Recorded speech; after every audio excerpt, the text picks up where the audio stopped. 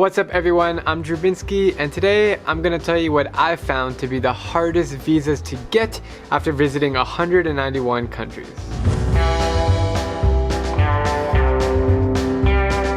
I got the visa! I've just now filled out my immigration form to leave the Lebanese customs. What I'm doing now is I'm taking off the plastic of the water bottle and I'm using it to mark a page in my passport because I don't want them to stamp the page next to my Libya visa. Perhaps the greatest challenge of visiting every country in the world is getting visas, which are authorizations granted by nations to a foreigner, which allows us to enter their borders for a certain period of time. Acquiring visas is probably the main reason for my severe anxiety. The countless times I've had to walk into random embassies, fill out intense paperwork, negotiate with ambassadors, and beg consul generals to stamp my passport is a lot harder than it sounds. Especially combined with the fact that I usually have to hide my profession as a journalist. I do realize how lucky I am to have a US passport, which is one of the strongest in the world. This blue book lets me enter 184 countries visa-free or visa on arrival. So the stories you are about to hear are from my own personal experiences as an American traveler, but I think a lot of you guys out there are able to relate. Let's jump right into it with number 5, Iran. A lot of you guys know Iran is one of my favorite countries in the world. I have raved about it ever since I left and I can't wait to go back. But the visa for Americans is extremely hard to get. First off, you have to be on an organized group tour. You cannot go as a solo traveler. There are many companies that offer group tours to Iran, but you have to officially pay for it and show your receipt when you apply for the visa. That's the only way you're able to get in. Then after I filled out the intense paperwork, which included the question of every country I've been to over the last 5 years, which took me like 3 hours to write down, you have to compile it all and send it to the Pakistani embassy in Washington, D.C. because there is no Iranian embassy in the US. After waiting 2 to 3 months, you will finally get an email in your inbox which says you've been approved and you need to physically go to the Pakistani embassy in Washington, D.C. to pick up your passport, which I did. I showed up, they said come back the next day, and I was really nervous I wasn't going to get it, but finally they handed me my passport with the visa in it, and it was only valid for 14 days, the duration of my trip. The fourth hardest visa that I've ever had to get is the African nation of Eritrea. Usually you can pick up the phone and call embassies to get information, but for Eritrea, it does absolutely nothing. There's also little information online to figure it out, so what you had to do is get in touch with one guy in Eritrea who can help you out, and for the purposes of this video, I'm gonna call him Steve. Steve has the power and the authority to pick up the phone and call the Eritrean embassy in DC to put in a good word for me, so then I had to do that, send in all my paperwork, wait about a month, send in my passport, they had to stamp my passport, send it back to my home in Arizona, and it was only valid for 30 days from the date that it was stamped, so basically I couldn't plan the trip for long in the future, I had to go right away. But once I got in Eritrea, I was so happy, and it's such a beautiful and amazing country, but that's a story for another video. We are in Eritrea. It is unbelievable. This Italian architecture is just stunning. Okay guys, the third most difficult visa that I've ever had to get is the country of Syria.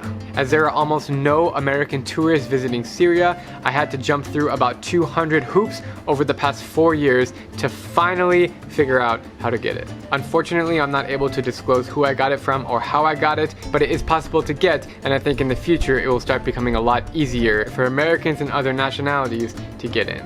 It was a little nerve-wracking because on the application form I had to check a box that I have never been to Israel, or occupied Palestine as they call it, and I've been 4 times, so if they found out it could have been a huge problem. But in the end it turned out to be a visa on arrival, which means I get it at the Lebanon and Syria border, and this was the most anxious part of the entire time for me because I went up to the immigration officer, I told him my visa number, he checked his books, like a physical book, they didn't have the number, he called a bunch of people, they said sorry we can't let you in. I'm sitting in the waiting room for 2 hours freaking out, no one speaking English. So I'm at the Syrian customs right now waiting to get my visa, and they don't have the visa number. Finally, I was able to contact the right person, called them, they gave them the right number, I got in. Whew, I'm so happy that I got in because Syria is just amazing. I am here in Aleppo, Syria, and behind me you can see the incredible Aleppo Citadel, which dates back thousands and thousands of years. The second most challenging visa I've ever had to get was Venezuela. It's also the most recent visa I've ever gotten, and it's the last visa that I need until I complete every country, so I'm really excited. You can hear it in my voice because as soon as I got that visa stamped to my passport, I knew that I'm going to finish every country in the world. I have the receipt papers here. I'm going to make the payment now. And after I get this visa, I will be 100% sure that I will finish the countries. So there are no Venezuelan embassies or consulates in the US that are giving tourist visas at the moment, which means you have to get it overseas, which is very difficult. So luckily there is a Venezuelan embassy in Manila, which is where I'm living. And I went about a month ago, walked into the embassy, had a letter of invitation. Oh, sir, we have an appointment. Dropped it off, had to go back to the embassy a bunch of times, had to schedule an appointment with the official ambassador. I think I went about 5 times to the embassy before 3 weeks later, they gave me a call that my visa was approved. It's a 1-year multiple entry visa, which I'm stoked about because I can go as many times as I want over the next year. And I can't wait to go. It's gonna be my second to last country, and it's gonna be a huge chapter in my documentary. Alright, that leads me into the hardest visa that I've ever had to get, and that is Libya. I don't even know where to start with Libya. The whole process is so confusing and gives me so much anxiety. But essentially, they do not issue tourist visas at all to any nationalities. So if you want to visit as a tourist, then you need to get a business visa, and there's only one company in Libya that offers them.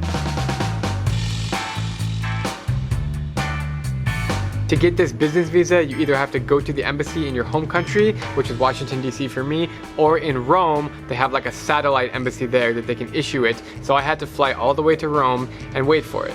Typically, they said it takes 1 to 2 weeks where you have to wait in Rome, or they said I can expedite it for an extra $500. So that's what I did. I paid $500, and instead of expediting it, it actually took 5 business days, which was actually 7 days total.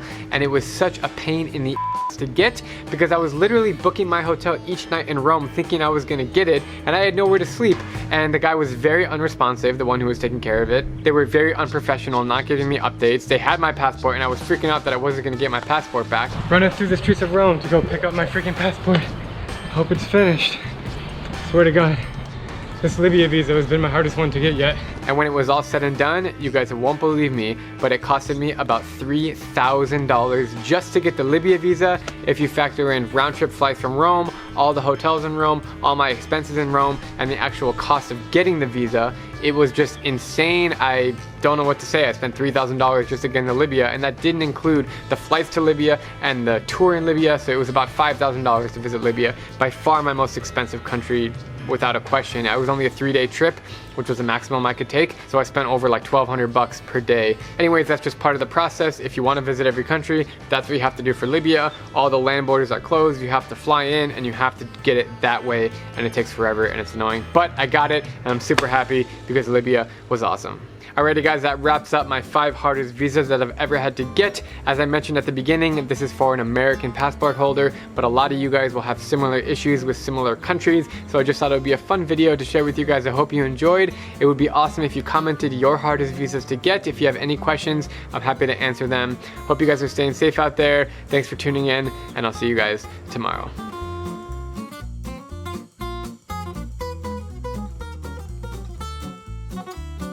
Hey everyone, in case you're wondering, the other hardest visas that I've ever had to get, I'll say a quick note on them. Belarus, now it's visa free, but when I got it in 2015, I had to go through 3 embassies to get it, and Estonia, and Latvia, and finally in Lithuania, they gave it to me. The Democratic Republic of Congo was super hard. I had to get it in Madrid, and I ended up expiring the visa, so I never even used it, and I went through Goma to get it instead. Algeria is super hard for Americans. It took 30 days to get it, and just a lot of paperwork and a lot of nonsense, but I ended up getting it. Turkmenistan is kind of like Iran, where you have to be on a proven group trip and you have to show them your receipt that you paid, and then it takes a while, but you will eventually get the Turkmenistan visa, and that country is bizarre. I hope you guys have seen my video on it. And the last hardest visa I'll tell you about today is Nauru, the little Pacific island nation. It's the least visited country in the world, and the only way to get that visa is to email the immigration officer in Nauru, and he has to approve it himself. So if he doesn't respond to your email, then you ain't getting into Nauru.